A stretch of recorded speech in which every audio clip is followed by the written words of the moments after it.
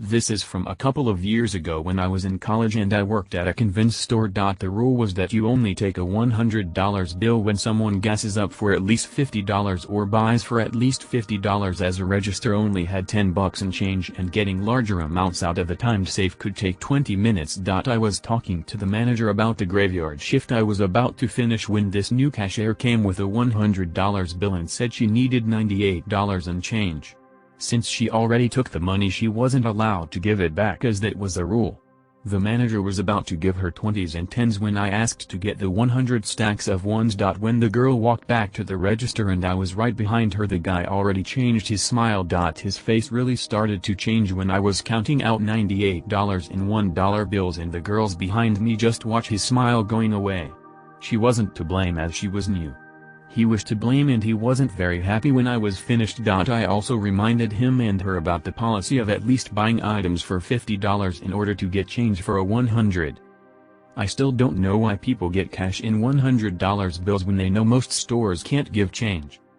Edit: the store had signs stating that you have to spend a certain dollar amount in order to break 50s and 100s. The sign also stated that the time safe can only give out a small amount of change every 5 minutes. So I worked for a grocery store or 3. While working at one, I noticed 3 teenage girls enter our store at about 9ish, all shifty-eyed. Most shoplifters have the same predictable Randall from Monsters Incorporated sort of eye shift game that's a dead giveaway. I was loss in charge of loss prevention, and also safety coordinator, which sucked, so I had the ability, along with the rent-a-kip, RAC, that usually accompanies inner-city grocers, to watch these girls on video. They make a beeline for the feminine product area and grab either condoms or pregnancy tests, couldn't see which. I could see that one girl was looking around and pulled the old Uncle Frank and was all "put them in your purse" to the girl who had a purse. No, I couldn't hear them, but I promise this is what was said. They then walked together to the bathroom. No cameras in the bathroom, but the girls came out of it squealing with excitement for the obviously pregnant third girl. They were stopped on the way out by Rack and told to come back in and have a seat. Rack asks to see the purse, nothing there, so then he clears the women's restroom while I fill out my paperwork and interview girls, have a courtesy clerk get a new app to scan, need to ring it up and photocopy X2, and Rack comes back with a box and actual test, positive and gross, no gloves or nothing. Girls are crying, parents are called, this about to get turned. Girls beg officer to not show the results of the test. I wasn't allowed to let this go, but I really felt for the pregnant girl. The officer convinced her that it's best they know now so they can get her the help she needs. Mom comes in not looking happy. I've already processed my part, so I've moved on by this time, closing duties sucketh, but man did I want to be in that room when Mom found out. She was white as a ghost on way out. She bought another app on the way out because she probably didn't want to believe it. So I find this event amusing after the debate I sparked in another thread about the hate relationship food retail workers have with those last-minute shoppers. To clarify what I mean by last minute, I'm not talking people coming during open business hours. I'm talking the people that walk up as you're closing and start demanding service. So for the last 2 days a post I made sparked debate on whether or not we should have the right to hate last-minute shoppers. And tonight I had 2 customers that reminded me why we do have that right. Long day, had 2 call-outs and a no-call no-show. So already it's a bad day. As the manager, I agreed to work the max amount of legally allowed hours in one shift, 12 hours, to cover the call-out and take the stress off my closing crew. However, it meant that I had to have us done and ready to go at closing time so that I didn't leave them alone when I had to leave. And we were on point. Cue literally 2 minutes before lights off. Lady walks up to the sub bar. Starts demanding a sandwich. Fine. We're technically still open. She claims it's an easy order and then proceeds to order 5 subs. Alright, we will deal. Me and my crew knock them out in 5 minutes and get the bar recleaned in another 5. Meanwhile I run out to break down the hot bar, rotisserie chickens, baked 8 pieces, and fried, and get it done, scanned out and out in the trash.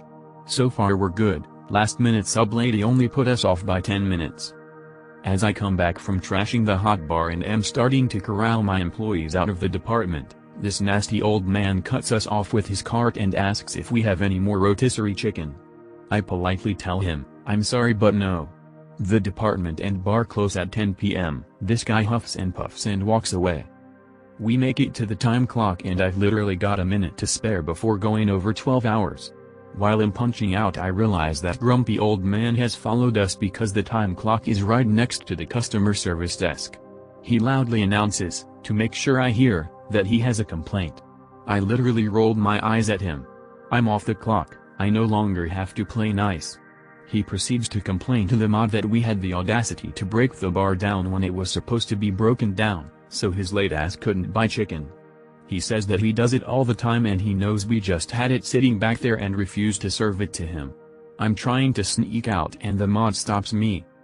Mind you, I've been up and going for the last 13 hours and I am completely beat and just want to go home because I have the morning shift tomorrow, which means at this point I'm lucky if I get 5 hours of sleep before I have to do it all over again tomorrow.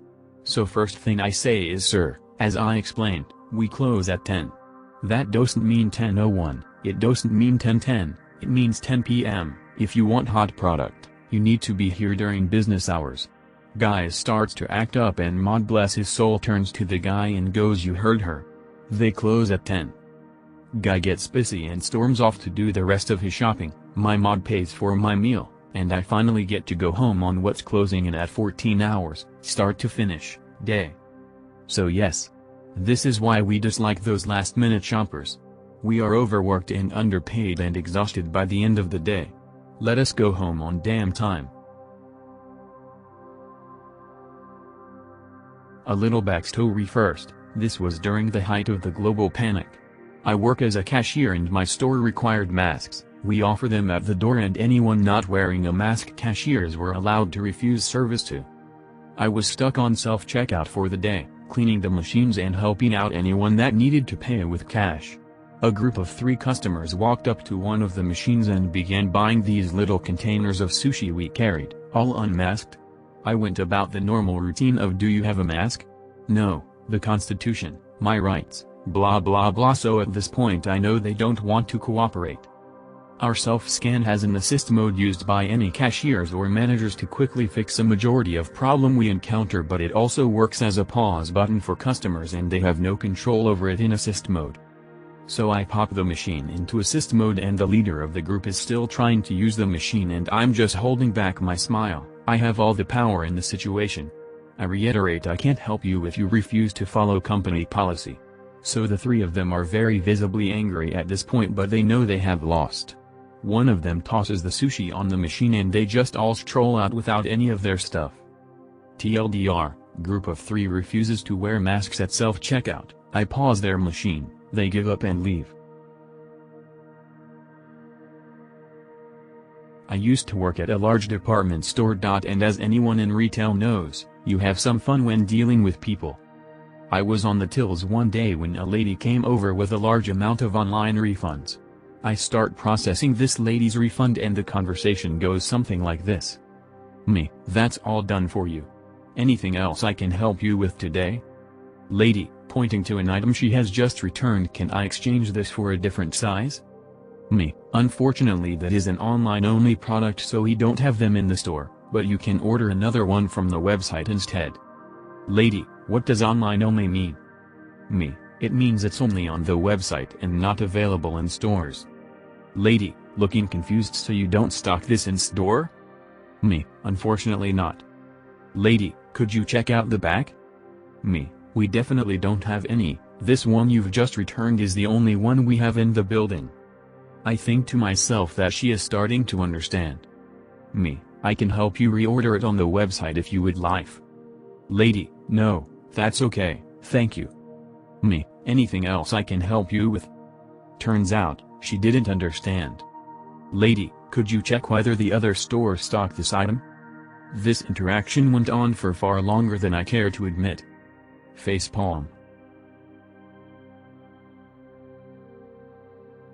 I've worked at a big box retail store for a little over 3 years now and I felt the need to post one of my millions of crazy stories.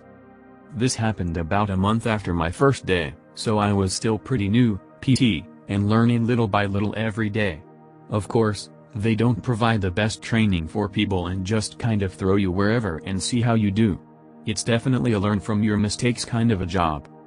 It was my first 9-hour shift on a Sunday and I was closing on the registers.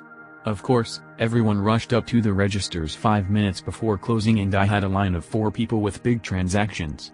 I managed to get everyone out of the doors 3 minutes after closing. I started collecting all of the hard tags and hangers to put them on a U-boat so that I could take them back to the stockroom. My manager was at the other end of the store shutting down the other registers. Loss prevention has already left for the day. 10 minutes after closing, I see a heavy-set 30-something woman with a shopping cart stuffed with kids' clothes literally running to my register, all smiles. Let's call her Kelly. Kelly, looks like I made it just in time. Me, obviously aggravated and wanting to get home. Actually, we are closed but I can ring you up really quick. Kelly starts tossing her items on the counter and the first item had a clearance sticker directly on the barcode, which happens occasionally. I price corrected the item and moved on to the next. Lo and behold, the next item also had a clearance sticker right on the barcode. And the next, and the next. At this point, I know that this customer was popping tags like Macklemore. I started staring daggers at her as I had to peel off every clearance sticker to scan the barcode. Kelly becomes fidgety and checks her phone for any coupons we have. She looks up and notices I stopped price correcting. Kelly, what are you doing? Me, I noticed that somebody put clearance stickers on active product, so I'm not going to honor the prices on the stickers. Kelly, being defensive, well, that's not my problem. This is your guy's fault for being stupid. Me, having done a couple of price change events knowing damn well that we wouldn't do that, you see how the stickers are directly on the barcodes? We always put the clearance stickers above or below the barcodes, never on top. Also it shows the original price on every clearance ticket and none of them match. Kelly, then who would do such a thing? Me, you tell me. Silence for a few minutes as I'm peeling all of the stickers carefully to scan the barcodes. 20 minutes after closing rolls around and I'm stuck with an armful of go-backs and still helping this customer. She ended up buying about half of the merchandise in her shopping cart and using a coupon. Kelly, huffing and puffing, I'm never shopping here again. What happened to the customer is always right. You're a bitch. Me, in the best customer service voice, I hope you have a great night. Thanks for shopping with us. Kelly irritatedly grabs her bag and walks out of the doors, less than 10 minutes before I'm supposed to clock out. Thankfully, I haven't seen Kelly since. I told the closing manager exactly what happened and she was baffled by the situation.